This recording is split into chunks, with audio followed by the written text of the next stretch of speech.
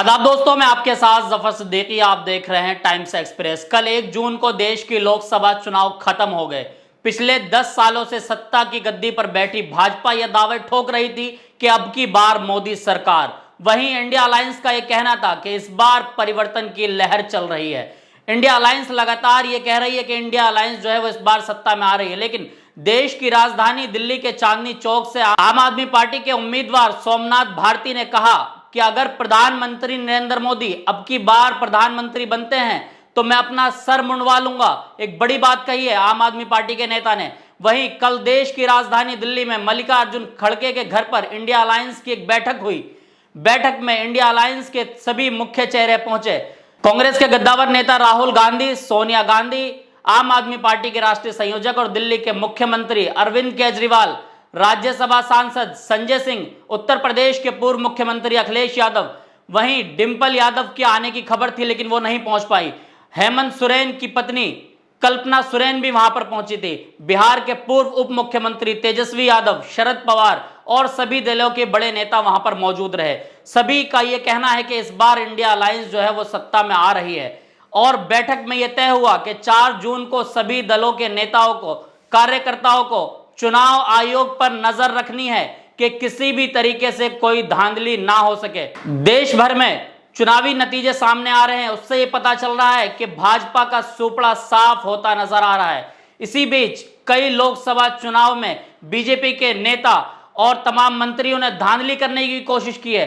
उत्तरी पूर्वी दिल्ली की बात करें तो पूर्वी दिल्ली से सांसद रहे मनोज तिवारी के फर्जी वोटिंग करने का वीडियो भी सामने आया था। उसके बाद जनता वहां पर हंगामा करने उतर गई, तभी वहां पर पुलिस ने लोगों को समझाकर जो है उस भीड़ को वहां से हटाया था। तो इस तरह की और तमाम धांधलियां जो सामने आई, देश की जनता उन पर नजर बनाई हुई थी। और अब भी देश की जनता जो है वो गोदी मीडिया के तमाम एग्जिट पोल पर सवाल उठा रही है कि जब हमने वोट इस बार भाजपा के खिलाफ किया है तो आखिर ये सब एग्जिट पोल ऐसे नजर क्यों आ रहे हैं। तो गोदी मीडिया जो चाटुकारिता कल शाम से कर रही है, लगातार उनके मुंह पर जनता जो है तमाचा मारने का काम करेगी। मैं इसलिए बोल रहा हूं क्योंकि प्रधानमंत्री जब से चुनावी सभा को संबोधित कर रहे थे, कभी मंदिर, कभी मस्जिद, कभी मंगलसूत्र, कब्रिस्तान, और यहां तक भी नहीं रुके, मुजरा तक की बात कही कि इंडिया अलायंस को अगर सत्ता में आना है, वोट चाहिए तो वो मुजरा करे।